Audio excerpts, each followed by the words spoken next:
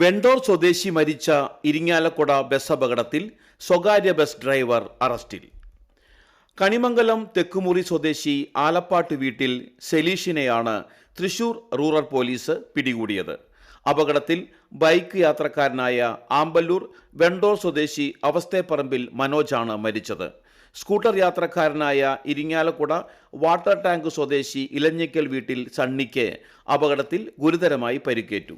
ഇതിനെ തുടർന്ന് പ്രതിക്കെതിരെ കുറ്റകരമായ നരഹത്യയ്ക്കുള്ള വകുപ്പായ ഭാരതീയ ന്യായ സംഹിതയിലെ വകുപ്പ് 105 കൂടി കൂട്ടിച്ചേർത്തിട്ടുണ്ട്. മാർച്ച് 13 വൈകിട്ട് 6:30 അപകടം നടന്നത്.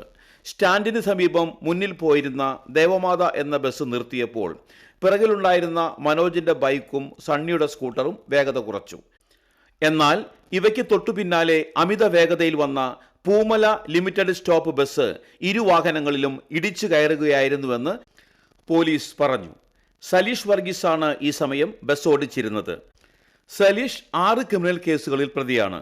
Irinjalakuda police station SI T Abhilash, GSIമാരായ മനോജ്, MA മുഹമ്മദ് റാഷി, GSCPOമാരായ ഗിരീഷ്, MR രഞ്ജിത്ത്, CPOമാരായ ഉമേഷ് കൃഷ്ണൻ, KS ഉമേഷ് എന്നിവരാണ് അന്വേഷണ സംഘത്തിൽ ഉണ്ടായിരുന്നത്.